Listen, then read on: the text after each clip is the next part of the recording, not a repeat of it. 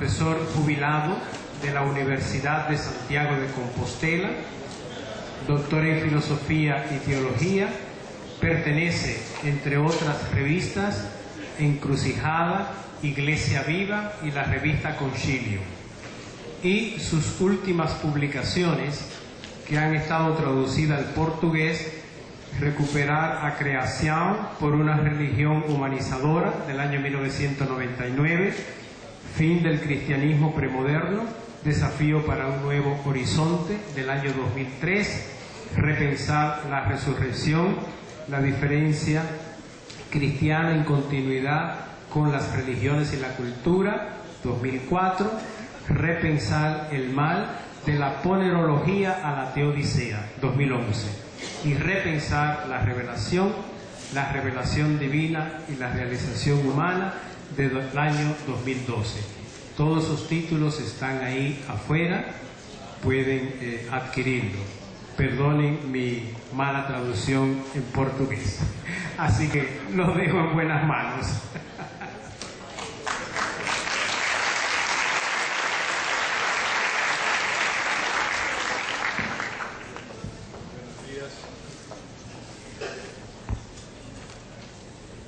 Buenos días, sí, yo estaba contemplando esto y de verdad decía yo, ¿dónde se puede estar ante un grupo de personas tan cálidas, tan idealistas, con tan buena voluntad para arreglar el mundo? Yo siempre digo, no es verdad. Este tipo de reuniones yo siempre he dicho que es lo más bonito que existe en la Tierra. Alguien hablaba ayer de dejar luces encendidas, pequeñas hogueras en el mundo, donde la gente pueda orientarse y pueda, incluso nosotros, sentirnos animados, porque realmente ver tanta gente con este ideal, con esta buena voluntad, es una maravilla y una maravilla del espíritu. No es la primera vez que estoy en el Brasil, por lo tanto ya no doy más explicaciones de lo contento que estoy aquí. Os voy a pedir un poquitín de esfuerzo intelectual, porque más bien voy a leer, aunque no voy a leer todo para que no sea pesado, y además hacerlo yo tiendo a ser un poco precipitado por el entusiasmo de las ideas, pero para leer más despacio y aclarar alguna cosa.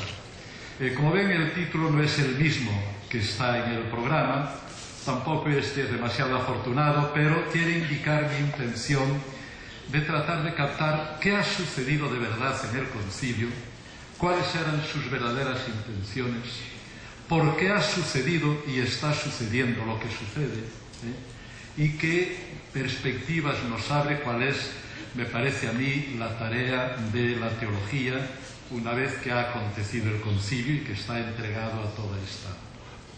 Y ven que el esquema, en las partes, voy a empezar hablando un poco de la prehistoria del concilio. Creo que no se puede entender el Vaticano II sin darse cuenta cabal, pensándolo un poco, a qué respondía y por qué era necesario y por qué causó tal impacto. Tenía que causarlo. Luego, intentar lo que llama ahí la estructura, es decir, qué se pretendía con el concilio, sobre todo qué pretendía el Papa Juan, pero todos aquellos que sintonizaron con su llamada. Y desde ahí comprender, pero cómo es posible que haya tantas y tan diversas maneras de entenderlo, hasta el punto de que puede llegarse a que unos nieguen lo que otros afirman, incluso a veces se niega la buena intención, que es algo que a mí nunca me gusta, la buena intención de los que piensan distinto.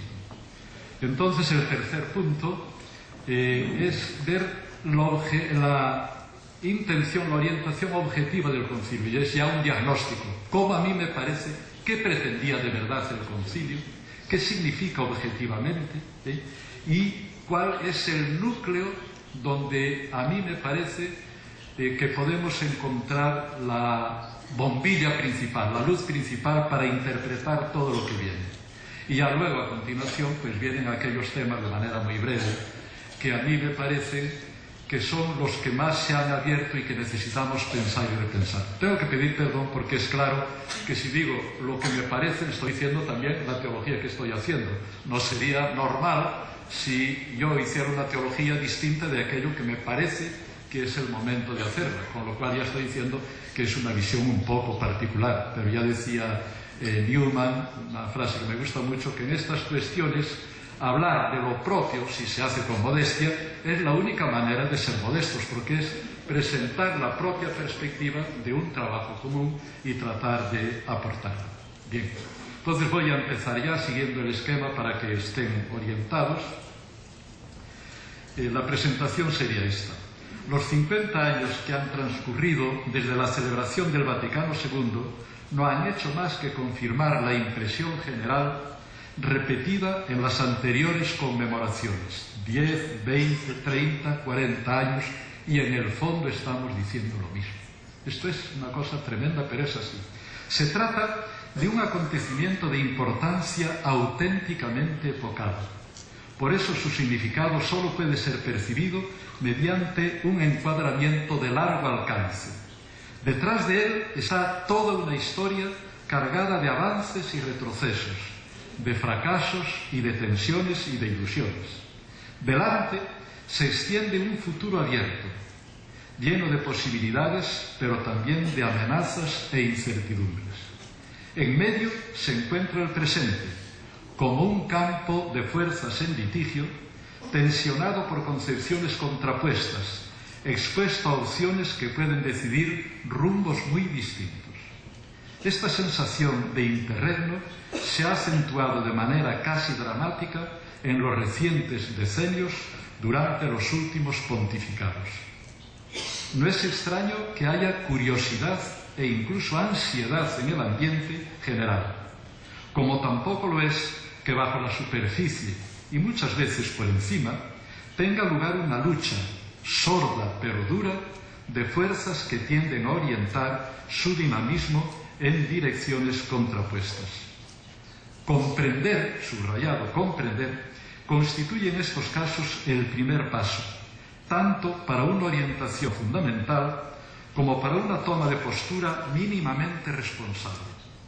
Intentarlo es el propósito de estas reflexiones en un esfuerzo que no se pretende imparcial, pero que tiene como única finalidad crear claridad y contribuir a un diálogo abierto, comunitario y responsable. Los antecedentes históricos, la restauración como falsa salida. Lo que clausuraba solemnemente el 8 de diciembre de 1965 no era tan solo el trabajo de 5 años tensos e intensos. Se trataba de la clausura oficial de toda una época histórica. Lo tomo a la letra esta. Época decisiva para la humanidad, pero que había visto una iglesia automarginada, pongo auto entrecomillado porque es marginada desde fuera y automarginada desde dentro, con tendencia a cerrarse en sí misma, excesivamente alejada del proceso general que renovaba desde el fondo la cultura y la sociedad. Ahora por fin se intentaba restablecer el contacto normal. No por casualidad, la Constitución Gaudium et Spes, la Iglesia-Mundo, es decir, la que trataba de las relaciones Iglesia-Mundo, acabó convirtiéndose en central para muchas personas, tanto creyentes como no creyentes, y acaparó el interés más vivo. Importa insistir en que afirmar esto no constituye un diagnóstico hiperbólico para llamar la atención o suscitar polémica. Pretende ser exacto y enfatizar mínimamente un hecho cuya trascendencia no es fácil de exagerar, porque revela muy hondamente la situación de la Iglesia en la modernidad, de suerte que sus consecuencias inmediatas, la amplitud de su recepción y el modo de gestionar su herencia están marcando muy decisivamente el futuro de la religión en el mundo. No sería este el lugar de intentar una demostración histórica, pero vale la pena que probemos siquiera a insinuarlo. Para mayor claridad conviene distinguir una doble escala. La primera, de arco amplio, va del Renacimiento al modernismo, y la segunda, más corta, del modernismo para acá. Pero no voy a cansarles leyendo todo esto. Lo que quiere decir es que realmente la Iglesia estuvo, si lo miramos, al frente de la cultura, creando universidades, llevando todo adelante, más o menos hasta el Renacimiento. Y ahí hubo gente lúcida que pensó que podía seguir, ha habido ahí un cristianismo humanista, pensad en un Moro, en un Vives, en el mismo Erasmo, que realmente si lo que ellos estaban intentando se hubiese hecho, primero se hubiera evitado la reforma protestante, y creo que la Iglesia estaría en sintonía, ya no podría llevar allá la cultura, porque afortunadamente la cultura se ha hecho demasiado plural y demasiado amplia, pero podía estar al ritmo de la cultura. Pero a partir de ese momento la Iglesia perdió el paso cultural. La reforma fue un intento, pero creó demasiada tensión interna, e incluso hoy los problemas de la reforma, cuando se ven desde la perspectiva actual, son claramente problemas de familia, que no son problemas que respondían de verdad a lo que estaba apareciendo en la cultura. Pero vimos que la Iglesia no supo hacer esto, se puso en contra de la cultura. Ahí influyó la inercia normal de la institución, las tendencias del poder de querer seguir mandando en la cultura, y recordad lo que sucedió en el siglo XIX, pues una oposición directa, pensad en el Sílabus, a la modernidad, a la democracia, a la libertad, etcétera, etcétera. Eso realmente no era toda la Iglesia, porque dentro había gente que pensaba. Y de hecho, a pesar de esa cerrazón tremenda que de alguna manera culmina en el Vaticano I, la gente inquieta no aceptaba a los teólogos, los creyentes, porque había mucha gente también laica preocupada, e intentaban renovar. Y de hecho, a comienzo del siglo XX, la explosión de todo aquello que estaba reprimido fue enorme, que la bautizaron desde fuera negativamente como modernismo. Y hoy no podemos, yo recuerdo cuando hice mi tesis en teología sobre la evolución del dogma, tuve que estudiar mucho, porque además el autor que yo estudiaba, Morrival, era de ese tiempo, pues toda la crisis modernista. No podemos imaginarnos la represión brutal que se ejerció contra los modernistas. Bastaba que alguien dijese que un profesor decía doctrinas así, que sin la mínima comprobación le expulsaban de la cátedra, le excomulgaban y le echaban al borde de la Iglesia, a veces a pasar hambre. La represión fue realmente brutal. Pero, naturalmente, como no se dejó el diálogo, los problemas estaban ahí. Y se reconoce que como problemas siguen siendo en gran parte los que tenemos hoy. Y, por suerte, la teología no se resignó, pero tenía que estar un poco a escondidas, digamos. Lo que yo llamo es un poco un ataque colateral. Por eso nace la teología positiva, estudiar los padres de la Iglesia, después, más tarde, la Escritura. Es decir, que era una manera de presentar una alternativa a la teología oficial tremendamente abstracta, escolástica, pero de manera indirecta, porque nadie podía negarle a un autor el derecho de decir lo que pensaba San Irineo o San Agustín de determinados problemas. Y poco a poco, animados por los protestantes, ahí ya con más cuidado, pero también lo que decía la Biblia. No se podía negar los datos que iban apareciendo en la Biblia, y por lo tanto hubo un intento y un enriquecimiento del panorama teológico, porque iban entrando ideas, un estilo distinto, pero aún así, en el año 50, Pío XII lo cortó con la Humani Generis.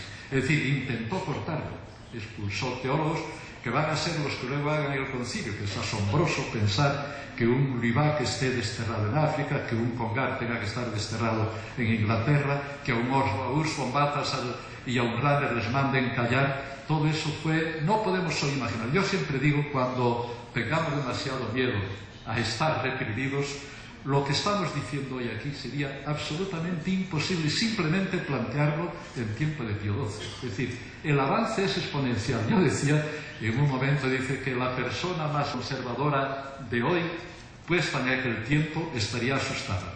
Eso es así. Eso es así. Con lo cual quiere decir que hay esperanza, porque el espíritu sigue soplando en la Iglesia, y Víctor Codina nos lo decía al final. Por lo tanto, yo creo que hay esperanza. Y entonces, esto es lo que para mí explica el concilio, porque por fin, de manera oficial, gracias a un papa, si tuviera tiempo, ayer lo comentaba con amigos, yo diría que en el momento en que Juan XXIII llegó a la convicción de convocar el concilio fue una auténtica revelación, pero no lo explico ahora aquí, pero algún día escribiré de ese tema, porque me impresiona mucho. Pero quiere decir que eso es lo que explica la intención, lo que llamo aquí, la estructura subjetiva del acontecimiento conciliar. La apuesta fundamental. Si personalmente tuviera que resumir en un solo punto el papel histórico del concilio, diría que consistió en dar de modo autorizado y oficial salida libre a los impulsos actualizadores que no solo en la teología, sino también en el mismo cuerpo eclesial llevaban largo tiempo sometidos a una dura represión. Tomando en serio este hecho, se tiene acaso la mejor clave para comprender tanto su impacto como las reacciones que provocó y sigue provocando. Hay que dar por supuesto que el papel fundamental de un concilio no es el de crear, sino el de aclarar, evitar desvíos y encaminar abriendo el futuro. En él confluyen las corrientes teológicas actuantes en el cuerpo eclesial, y por él o bien son refrenadas, corregidas e incluso reprimidas, o bien, como ha sido el caso del Vaticano II, reciben libre curso y son llamadas a realizarse explorando nuevas posibilidades. Por eso, en los concilios hay siempre discusiones y grupos, minorías y mayorías, y todo se decide por votación, de las poquísimas cosas, y aún así tiene que haber refrenos. Pero bueno, por lo menos hay votación seria.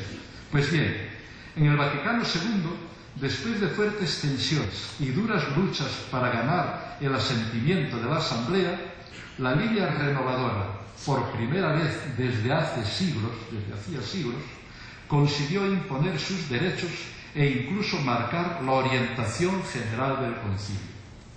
Eso fue lo que en aquel ambiente le dio un carácter explosivo. Era como un largo respiro después de siglos de atmósfera enrarecida. Fue un auténtico desbordamiento de aguas largamente represadas. Aunque hoy pueda extrañar, sobre todo a las nuevas generaciones, que han crecido ya dentro de muchas novedades, entonces simplemente impensables, en aquel momento fue percibido por los protagonistas como una verdadera revolución, como una mutación histórica de hondo calado. Pero dentro llevaba la dualidad. Dar calce a las corrientes progresivas suponía situar la teología en una fuerte encrucijada estructural. Lo que para unos era punto de partida, para otros apenas podía serlo de llegada, con lo cual las tensiones, de no ser reabsorbidas, encauzándolas en la colaboración y el diálogo, tendrían que aumentar necesariamente. Y ese es el desafío que todavía no ha sido resuelto, sino que se ha agravado en no pocos aspectos. Tenerlo en cuenta permite comprender del mejor modo posible lo que hoy está en juego. Lo permite además sin caer, esto también es importante, en maniqueísmos moralizantes de buenos y malos, sino viéndolo como inevitable interacción de mentalidades que no podían en tan poco tiempo superar una situación que duraba siglos. Tratemos de verlo con un mínimo de detalle. Atenderemos primero a los factores subjetivos para aplicarlos luego a los objetivos. 2.2. Las mentalidades en pugna. Los que tuvimos el destino, acaso de alcance rigurosamente histórico, de formarnos en la transición entre la mentalidad escolástica y la nueva que se estaba arrojando justo por aquellos que iban a marcar luego la marcha del concilio, podemos comprender muy bien la dura diástasis, el salto casi cualitativo existente entre ambas. 1. Los que se habían formado y vivían dentro de la tradición escolástica estaban prácticamente imposibilitados, no digamos para protagonizar la nueva mentalidad, pero ni siquiera para entenderla de verdad. Imposibilitados. No es que no quisieran, es que no podían. Se trataba de paradigmas incompatibles. Para ellos, lo más que de ordinario podía hacer el nuevo paradigma era juxtaponerse al viejo que seguía constituyendo la base verdadera, la auténtica forma mentis de las personas que habían sido formadas en él. Y subrayemos que esto no dependía sin más de la voluntad. Aún con la mejor intención de aceptar sinceramente los resultados del concilio, estos quedaban por fuerza externos e inasimilables. Piénsese ahora que en este caso, como muchas veces reconocían ellos mismos, a veces con testimonios estremecedores, hasta la angustia por temer que se estaba acabando con la fe de la Iglesia. Esto lo decían muchos obispos cuando volvían de Roma. Estaban la mayor parte, en esta situación, estaban la mayor parte de los obispos que protagonizaban la asamblea y aún de los teólogos que los asesoraban. Empujados por el espíritu conciliar, digamos también por el espíritu con mayúscula, aprobaron en bastantes ocasiones una orientación y unas doctrinas que no podían comprender a fondo ni asimilar vitalmente. Y lo sumo además que nunca lo aceptaron cordialmente. Lefebvre no es más que la punta de un iceberg de sordas pasividades, calladas resistencias, abiertas acusaciones y ocultos resentimientos.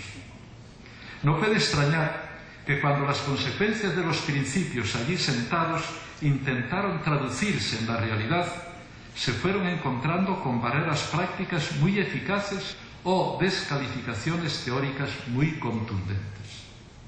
Los procesos a teólogos, los frenos a los movimientos de acción apostólica y a las teologías de la liberación o las limitaciones en la reforma litúrgica podrán no tener aquí toda la explicación, pero tienen con seguridad el más decisivo fundamento. Estas son, por los demás, las voces que se yerguen espontáneamente y con eficacia cada vez mayor cuando las circunstancias ambientales o los vientos que soplan desde la autoridad propician posturas preconciliares. 2. Por el contrario, para aquellos que habían promovido la renovación, el concilio tenía en muchos aspectos el carácter de punto de partida. Es decir, sentían que por fin podían abordar problemas hasta entonces inaccesibles o que en todo caso podían abordarlos en un nuevo clima de libertad. La conferencia de Karl Rahner en 1965, pensemos 65, resultaba sintomática y significativa desde su mismo título.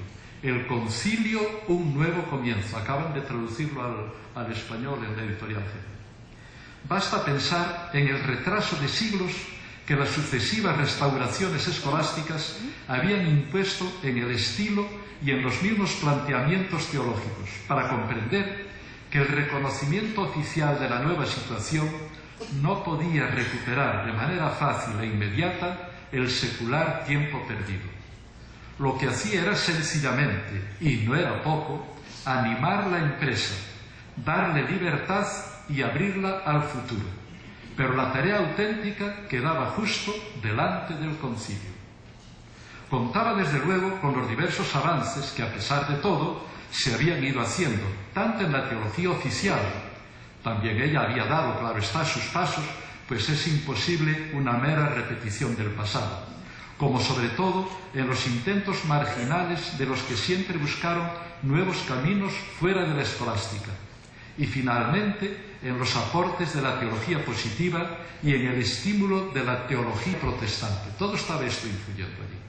Pero un mínimo de perspectiva histórica muestra que poner al día el intellectus fidei, la teología, es decir, lograr una comprensión actualizada de la experiencia cristiana, quedaba como una enorme y urgente tarea a realizar en el futuro.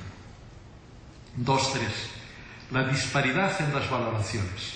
No es pues casual ni responde a caprichos personales el hecho de que desde muy pronto aparecieran en la Iglesia dos valoraciones del concilio puramente contrapuestas.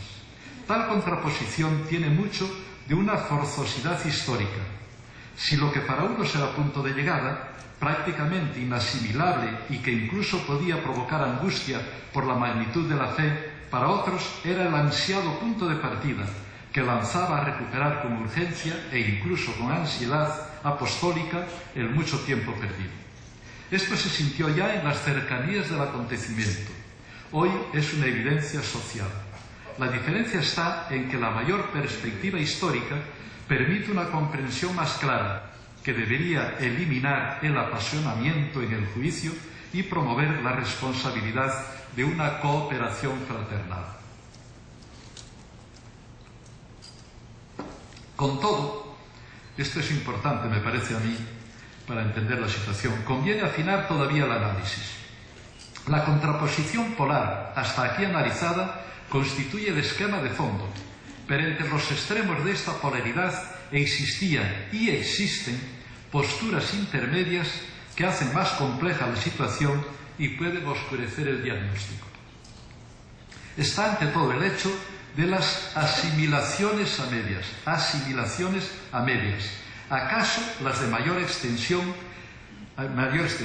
En ellas la mezcla de paradigmas, mentalidad antigua y mentalidad moderna coexistiendo en la misma cabeza.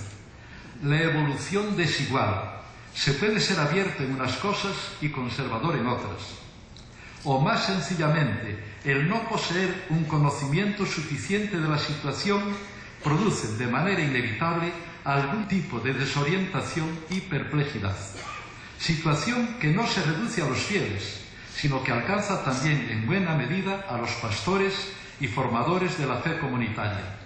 Muchos de los profesores y teólogos, teóricamente encargados de la actualización, permanecemos nosotros mismos sumergidos en la antigua problemática o debatiéndonos en las ambigüedades de la transición, cosa inevitable porque la teología verdaderamente futura todavía no está hecha. Nadie puede estar ya perfectamente orientado en lo que va a ser la teología. Finalmente, resulta también significativo el hecho de que entre los mismos protagonistas creadores del concilio, algunos ya no lograron acompañar después el proceso, por diversos motivos, edad, talante, situación, no quisieron o no pudieron ir ya más allá de lo que durante su esfuerzo renovador habían logrado aportar. Esto para mí es una cosa tremendamente sintomática. Resulta por lo demás muy humano sentir confianza cuando es uno mismo quien lleva el proceso y ceder al temor cuando son ya otros, de ordinario más jóvenes, los encargados del avance. Por citar algunos de los más notorios, casos como el de Henri de Lubac, de Hans Urs von Balthasar o del mismo Joseph Ratzinger tienen seguramente por aquí su mejor explicación. Y cabría añadir los casos paralelos de pensadores como Jacques Maritain o Jean Guiton, que hicieron lo mismo. Sin negar que en algunos casos puede intervenir el demasiado humano afán de control y el resentimiento en las posturas conservadoras, o la agresividad y el protagonismo en las posturas progresistas, resulta claro que en estos dinamismos culturales y biográficos, donde se han de buscar las razones más serias para la divergencia de posturas. En todo caso, nuestra reflexión debe volverse ya para los problemas en sí mismos y para las tareas objetivas. Punto 3. La orientación objetiva del concilio. 3.1, lo digo para seguir un poco. Apertura fundamental con ambigüedades. Esta es mi teoría, mi diagnóstico. El concilio significa claramente una apertura al futuro, pero conservó dentro ambigüedades.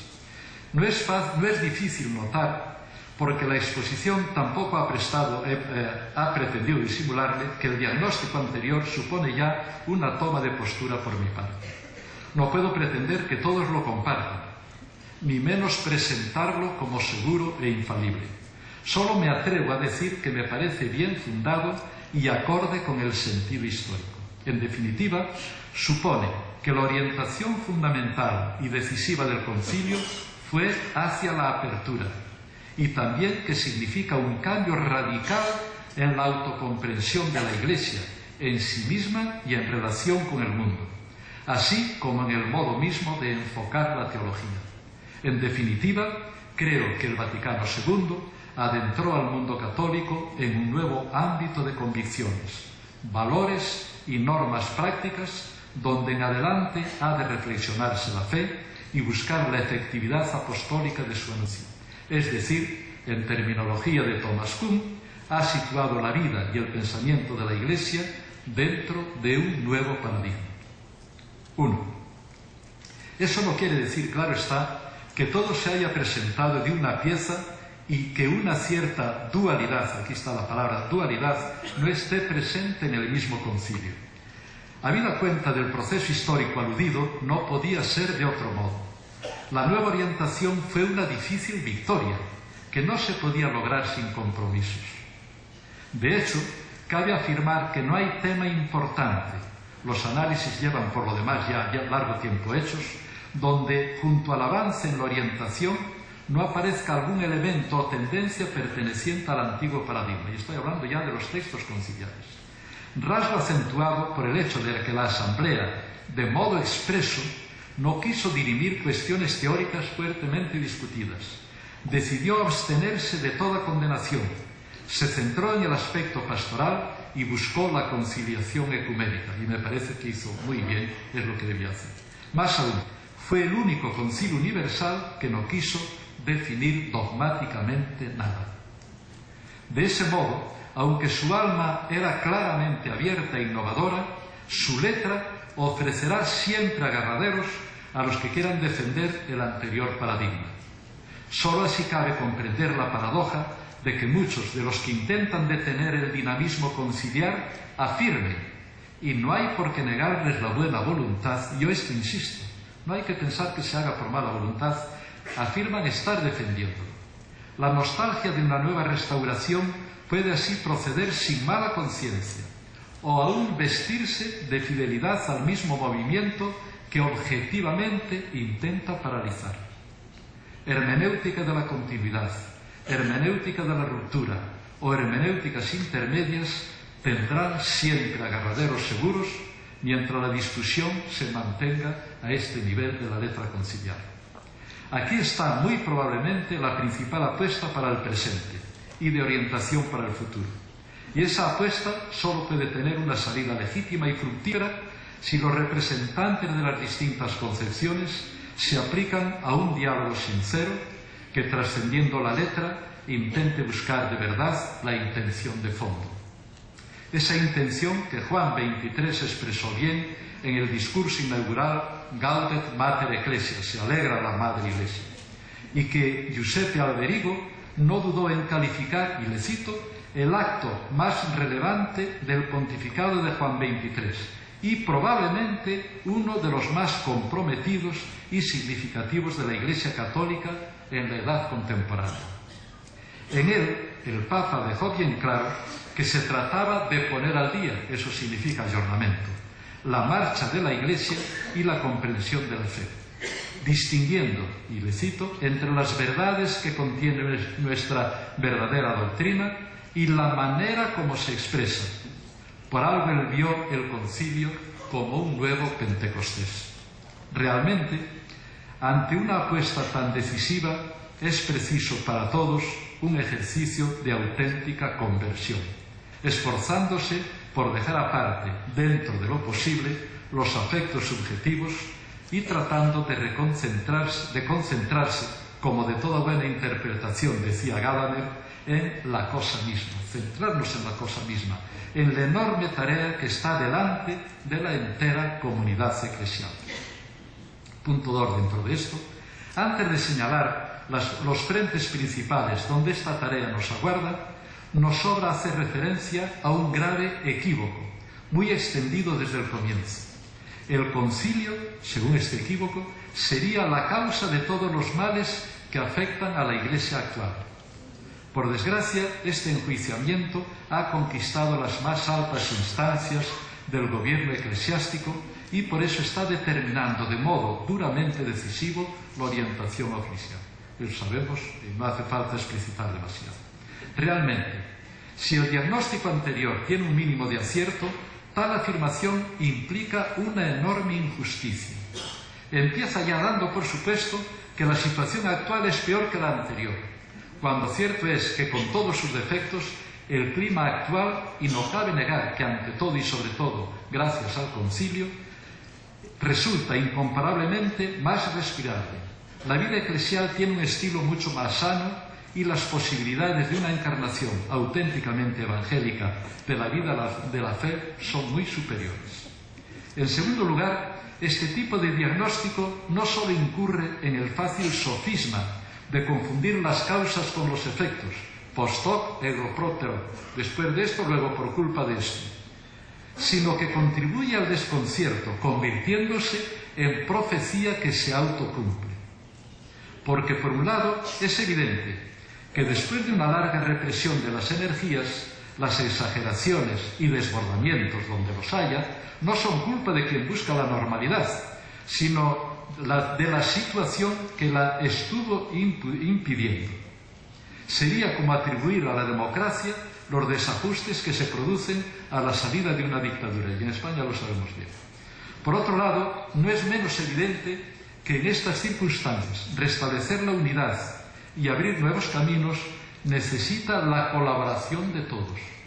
Abstenerse, o lo que es peor, obstaculizar o prohibir los intentos de renovación, agrava la situación y hace mucho más difícil el equilibrio. Está causando aquello de lo mismo que acusa a la renovación. Bien, 3.2. La autonomía creatural como núcleo irradiante del Vaticano II. Aquí sí que doy mi diagnóstico. Si no es acertado, creo que mi teología se me viene abajo toda, pero espero que sea acertado. En situación tan compleja y controvertida, resulta indispensable, sin algún punto de vista, que permita un mínimo de organización para ir unificando las perspectivas e integrando los esfuerzos. Mircea Eliade insistía en que para interpretar de manera viva y coherente una religión es preciso descubrir el centro irradiante que funda y explica sus diversas manifestaciones. Tal sucede, por ejemplo, en el budismo con la experiencia del sufrimiento y la búsqueda de su superación. Creo que en el concilio, luego diré la que me parece el núcleo irradiante para el cristianismo. Ahora hablo del concilio. Creo que en el concilio, en la Gaudium et Spes número 36, nos ha facilitado las cosas, porque él mismo proclama un texto que apunta con extraña energía y solemnidad en la dirección justa, la autonomía de lo creado. Sabe que ahí se han producido graves equipos y fuertes resistencias. No hablaba sin darse cuenta de que estaba tocando un punto neurálgico. Le leo. Muchos de nuestros contemporáneos parecen temer que por una excesivamente estrecha vinculación entre la actividad humana y la religión sufra trabas la autonomía del hombre, de la sociedad o de la ciencia. Aparece la palabra autonomía.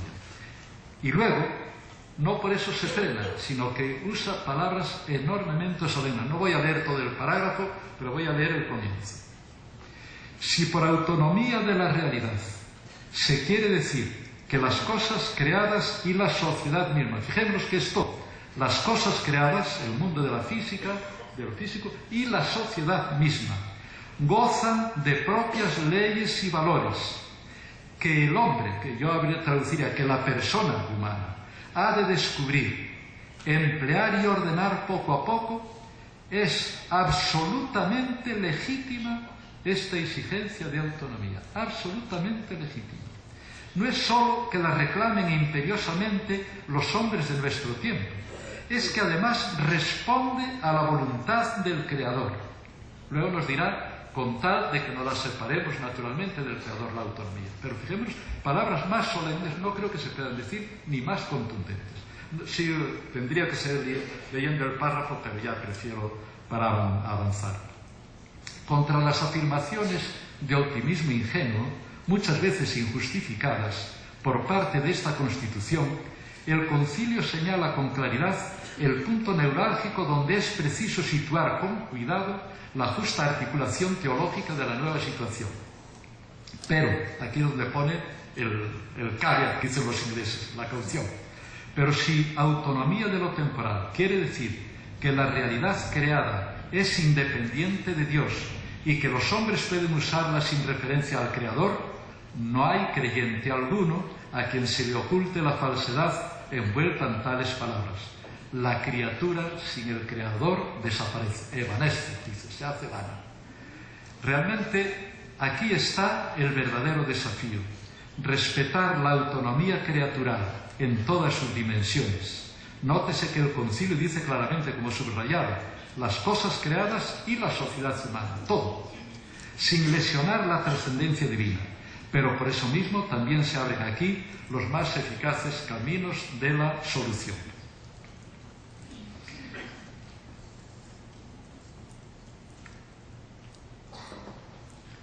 Que la modernidad ha colocado a la teología ante una alternativa radical es una evidencia reconocida por todos. La filosofía, las ciencias físicas, sociales y humanas, el espíritu democrático, los movimientos de liberación, el sentido histórico, la capacidad crítica y autocrítica, etc., constituyen una herencia que la reflexión teológica no puede ignorar ni descuidar en su tarea esencial de articular intrínsecamente la creación y la salvación. En ella se contienen aspectos fundamentales que suponen un avance indiscutible e irreversible en la cultura humana. Esto es muy importante, que a veces a mí se me ha acusado de que si me entrego a la modernidad, no. Yo digo, en la modernidad hay aspectos, y en este caso sancionado por el concilio, que son un avance irrenunciable para la humanidad como tal. Hegel advirtió con toda razón que una fe que se oponga a ellos ha proclamado ya su derrota. Y Kant lo había advertido antes con especial energía en el prólogo a la segunda edición de La Razón Crítica. No se trata, claro está, de ignorar la advertencia paulina, acomodándose ingenuamente a la figura de este mundo, sino de estricta fidelidad a una palabra que exige ser viva y actuante en cada tiempo, en cada cultura y en cada lugar.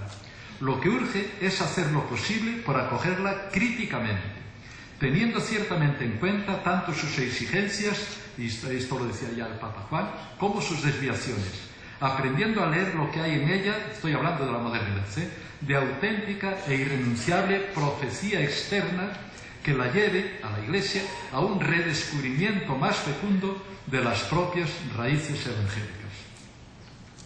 Me atrevo a pensar que frente a esta tarea radical son derivadas y aún secundarias todas las demás cuestiones, porque en definitiva consisten en encontrar el modo justo de interpretarlas y de vivirlas. Tarea evidente como llamada, cuando se comprende la magnitud del cambio cultural, pero por eso mismo nada fácil de realizar en toda su consecuencia, porque tanto los conceptos fundamentales de la teología como los hábitos de la piedad y las iniciativas de la praxis se forjaron en una cultura anterior a ese descubrimiento. De eso hablan precisamente todos los tratamientos sociológicos, filosóficos y teológicos acerca del desencantamiento del mundo y la secularización de la cultura. En todos ellos late la conciencia de que si no se reinterpretan debidamente, aquellos hábitos, iniciativas y conceptos resultan ineficaces para afrontar los interrogantes y los desafíos de la nueva situación. Rudolf Bultmann lo expresó con gráfica crudeza. No se puede usar la luz eléctrica y el aparato de radio o emplear en la enfermedad los modernos medios clínicos y medicinales y al mismo tiempo creer en el mundo de espíritus y milagros del Nuevo Testamento. Yo sé que Bultmann le han acusado de exageraciones y exageró a veces, no tanto como se dice. Bultmann era una persona muy piadosa. Pero no se pueden tomar como disculpa las exageraciones para no darse cuenta de la verdad radical de lo que dice. Si no tomamos esto en serio, yo creo que la fe no puede actualizarse y nos llevará justamente a la muerte de Dios. Y como me queda poco tiempo, ahora vendrían las grandes tareas del concilio, pero son muchas páginas y casi voy a dejarlas para la discusión, pero voy a enumerar un poco donde a mí me parece que están los grandes puntos, los grandes temas de la teología conciliar. Ya salto porque si no, desde la autonomía de la naturaleza. Para mí esto, la ciencia nos ha obligado. Desde Galileo realmente, si Santo Tomás podía pensar que la luna se movía porque había un espíritu angélico o en todo caso una forma espiritual que la movía y que las enfermedades podían ser mandadas por Dios o por el demonio, y todavía hace poco en España un obispo, como había mucha sequía, mandó a hacer rogativas por la lluvia. Esto se sigue haciendo. Realmente no se puede ya seguir pensando así. La realidad física, como dice el concilio, se rige por leyes autónomas, y lo que no conozcamos o no hagamos los humanos atendiendo ahí va a quedar sin hacer. Si no arreglamos el problema de la sequía por nuestros medios, los campos morirán de sed. Y peor, si no arreglamos la distribución de alimentos en los países pobres, los niños morirán de hambre. Y es blasfemia pensar que lo va a remediar Dios, porque Dios nos lo ha encomendado a nosotros. Bueno, ahí hay mucho, porque veis que entra el tema del milagro y muchas cosas que andan por ahí. Y sobre todo, el problema del mal. Esto sí que sabéis que es algo, es el último libro que he escrito, y es algo que sigo sin pensar. Como, por ejemplo, el Papa, con buena voluntad, vuelvo a repetir que no estoy juzgando intenciones, pudo el Papa decir en Auschwitz dónde estaba Dios, por qué consintió esto. Realmente, si eso se toma a la letra, es la roca del ateísmo. Por eso el problema del mal es tan fundamental repensarlo. Y tenemos el instrumento aquí, el concilio nos lo da, la autonomía de las realidades terrenas, creadas, que son finitas y no pueden evitar el mal. El mal es algo inevitable, porque si yo estoy aquí no puedo estar ahí. Y si estoy aquí no puedo estar en Santiago. Y los que tengáis la suerte de ser mujeres, no tenéis la suerte de ser hombres. Y viceversa. Y viceversa. Realmente, esto lo digo así, pero el mal es inevitable en la finitud. Por lo tanto, Dios podía no haber creado el mundo, pero si crea el mundo, es un mundo en el que aparece el mal. Y no hace falta más que abrir la Biblia, si la abrimos con sentido común, para darnos cuenta que Dios nos está convocando durante toda la Biblia a luchar contra el mal. ¿Cuál es el gran grito de la Biblia? Acordaos del huérfano y de la viuda, del pobre y del extranjero. Si lo fuese tan fácil a Dios arreglarlo, no tendría derecho a estarnos pidiendo a nosotros, que nos cuesta tanto. Realmente Dios necesita nuestras manos para acabar con el mal del mundo. Y por eso Dios es el antimal, siempre a nuestro lado contra el mal. Dios no está en el hambre, está en los hambrientos y en nosotros para que les ayudemos. No está en la enfermedad, está en el enfermo y en los que estamos llamados a ayudar al enfermo. No sigo con esto porque me emociona mucho, porque es un tema que realmente creo que conviene pensar, porque además ahí también entra el tema de la oración de petición, que me causa problema con los obispos, pero a mí me causa problema con los teólogos, porque no concibo que los teólogos, y lo digo de verdad, aquí tengo compañeros, una vez que caemos en la cuenta que no tiene sentido pedirle a Dios que acabe con el hambre en el mundo, sigamos pidiéndole a Dios y convenciéndole de que sea bueno, de que sea misericordioso, que sea tan compasivo por lo menos como nosotros. Y además que le recordemos que hay hambre en el mundo, etcétera, etcétera, cuando es Él el que nos lo está recordando continuamente a nosotros y que nos está llamando desde el fondo del corazón a que tengamos compasión, compasión de su amor y compasión de los que sufren. Frente, desde la autonomía del sujeto, el tema de la revelación, que también es fundamental, porque mientras una revelación la concibamos como un milagro, que Dios podía revelar lo que le diera gana a quien quisiera y como quisiera, y que se reveló solo a un pueblo pequeño, y que las demás religiones y las demás culturas están sin la presencia viva de Dios, lo decía Víctor. No llegamos, lo decía también Urban Baltasar, que no era un genio, pero no un modelo de progresismo. Nosotros nunca llegamos a un desierto de Dios. Dios siempre está con todos y con todas, siempre. Nosotros lo único que podemos llegar es a ayudar a que se dé a luz, y en la categoría de mayéutica, y yo también os brindo la de inreligionación, porque la palabra inculturación ha sido un gran avance, pero tiene una pequeña trampa, porque si yo me fijo mucho en respetar la cultura, puedo dar por supuesto que puedo barrer la religión, y se ha hecho, y se ha hecho. Bernardino de Sahagún, que fue, creo que, de los misioneros más respetuosos con la cultura, respetó la cultura, pero no le cabía en la cabeza en aquel momento que también tenía que respetar las religiones. No lo podía pensar. Pero nosotros sí, nosotros sabemos que en toda religión está Dios presente.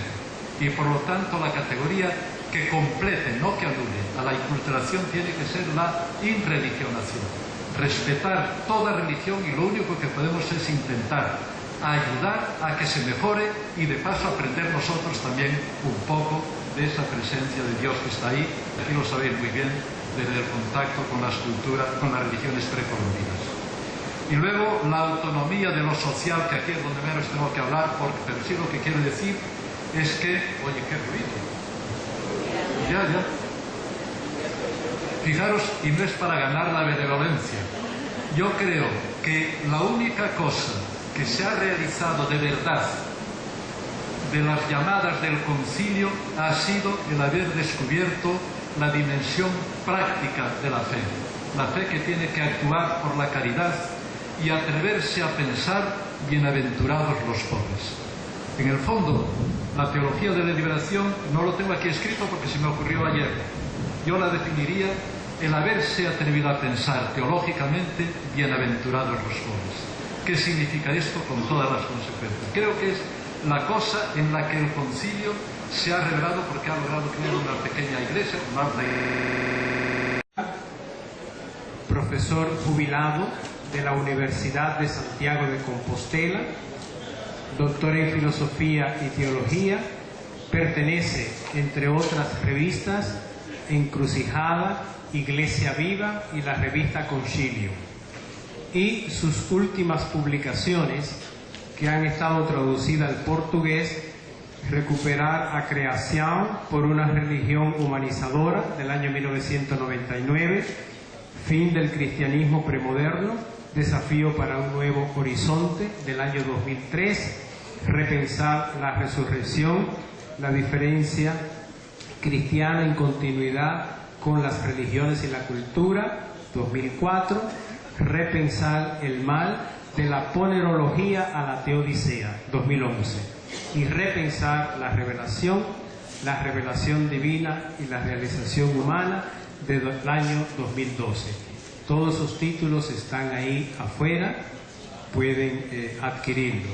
Perdonen mi mala traducción en portugués. Así que lo dejo en buenas manos.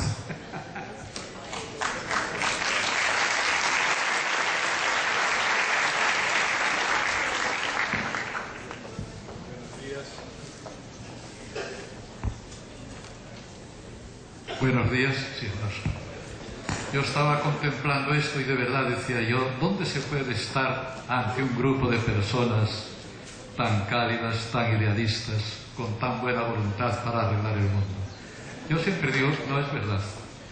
Este tipo de reuniones yo siempre he dicho que es lo más bonito que existe en la Tierra. Alguien hablaba ayer de dejar la lesión general repetida en las anteriores conmemoraciones, 10, 20, 30, 40 años, y en el fondo estamos diciendo lo mismo.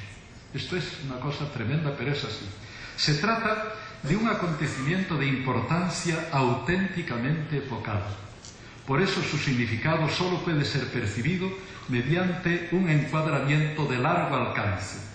Detrás de él está toda una historia cargada de avances y retrocesos, de fracasos y de tensiones y de ilusiones. Delante se extiende un futuro abierto, lleno de posibilidades, pero también de amenazas e incertidumbres. En medio se encuentra el presente, como un campo de fuerzas en litigio, tensionado por concepciones contrapuestas, expuesto a opciones que pueden decidir rumbos muy distintos. Esta sensación de interregno se ha acentuado de manera casi dramática en los recientes decenios durante los últimos pontificados. No es extraño que haya curiosidad e incluso ansiedad en el ambiente general, como tampoco lo es que bajo la superficie y muchas veces por encima tenga lugar una lucha sorda pero dura de fuerzas que tienden a orientar su dinamismo en direcciones contrapuestas. Comprender, subrayado, comprender, constituye en estos casos el primer paso, tanto para una orientación fundamental como para una toma de postura mínimamente responsable. Intentarlo es el propósito de estas reflexiones en un esfuerzo que no se pretende luces encendidas, pequeñas hogueras en el mundo donde la gente pueda orientarse y pueda, incluso nosotros, sentirnos animados, porque realmente ver tanta gente con este ideal, con esta buena voluntad, es una maravilla y una maravilla del espíritu. No es la primera vez que estoy en el Brasil, por lo tanto ya no doy más explicaciones de lo contento que estoy aquí. Os voy a pedir un poquitín de esfuerzo intelectual, porque más bien voy a leer, aunque no voy a leer todo para que no sea pesado, y además hacerlo yo tiendo a ser un poco precipitado por el entusiasmo de las ideas, pero para leer más despacio y aclarar alguna cosa. Como ven, el título no es el mismo que está en el programa, tampoco es demasiado afortunado, pero quiere indicar mi intención de tratar de captar qué ha sucedido de verdad en el concilio, cuáles eran sus verdaderas intenciones, por qué ha sucedido y está sucediendo lo que sucede, y qué perspectivas nos abre, cuál es, me parece a mí, la tarea de la teología una vez que ha acontecido el concilio y que está entregado a toda esta. Y ven que el esquema, en las partes, voy a empezar hablando un poco de la prehistoria del concilio. Creo que no se puede entender el Vaticano II sin darse cuenta cabal, pensándolo un poco, a qué respondía y por qué era necesario y por qué causó tal impacto. Tenía que causarlo. Luego, intentar lo que llama ahí la estructura, es decir, qué se pretendía con el concilio, sobre todo qué pretendía el Papa Juan, pero todos aquellos que sintonizaron hacia, pero que tiene como única finalidad crear claridad y contribuir a un diálogo abierto, comunitario y responsable. Los antecedentes históricos, la restauración como falsa salida. Lo que clausuraba solemnemente el 8 de diciembre de 1965 no era tan solo el trabajo de 5 años tensos e intensos. Se trataba de la clausura oficial de toda una época histórica. Lo tomo a la letra esta. Época decisiva para la humanidad, pero que había visto una iglesia automarginada, pongo auto entrecomillado porque es marginada desde fuera y automarginada desde dentro, con tendencia a cerrarse en sí misma, excesivamente alejada del proceso general que renovaba desde el fondo la cultura y la sociedad. Ahora, por fin, se intentaba restablecer el contacto normal. No por casualidad, la Constitución Gaudium et Spes, la Iglesia-Mundo, es decir, la que trataba de las relaciones Iglesia-Mundo, acabó convirtiéndose en central para muchas personas, tanto creyentes como no creyentes, y acaparó el interés más vivo. Importa insistir en que afirmar esto no constituye un diagnóstico hiperbólico para llamar la atención o suscitar polémica. Pretende ser exacto y enfatizar mínimamente un hecho cuya trascendencia no es fácil de exagerar, porque revela muy hondamente la situación de la Iglesia en la modernidad, de suerte que sus consecuencias inmediatas, la amplitud de su recepción con su llamada, y desde ahí comprender, pero ¿cómo es posible que haya tantas y tan diversas maneras de entenderlo? Hasta el punto de que puede llegarse a que unos nieguen lo que otros afirman, incluso a veces se niega la buena intención, que es algo que a mí nunca me gusta, la buena intención de los que piensan distinto. Entonces, el tercer punto es ver la intención, la orientación objetiva del concilio, y es ya un diagnóstico. ¿Cómo a mí me parece? ¿Qué pretendía de verdad el concilio? ¿Qué significa objetivamente? Y cuál es el núcleo donde a mí me parece que podemos encontrar la bombilla principal, la luz principal para interpretar todo lo que viene. Y ya luego, a continuación, pues vienen aquellos temas de manera muy breve que a mí me parecen que son los que más se han abierto y que necesitamos pensar y repensar. Tengo que pedir perdón porque es claro que si digo lo que me parece, estoy diciendo también la teología que estoy haciendo. No sería normal si yo hiciera una teología distinta de aquello que me parece que es el momento de hacerlo, con lo cual ya estoy diciendo que es una visión un poco particular, pero ya decía Newman, una frase que me gusta mucho, que en estas cuestiones hablar de lo propio, si se hace con modestia, es la única manera de ser modestos, porque es presentar la propia perspectiva de un trabajo común y tratar de aportarlo. Bien, entonces voy a empezar ya siguiendo el esquema para que estén orientados. La presentación sería esta. Los 50 años que han transcurrido desde la celebración del Vaticano II no han hecho más que confirmar la importancia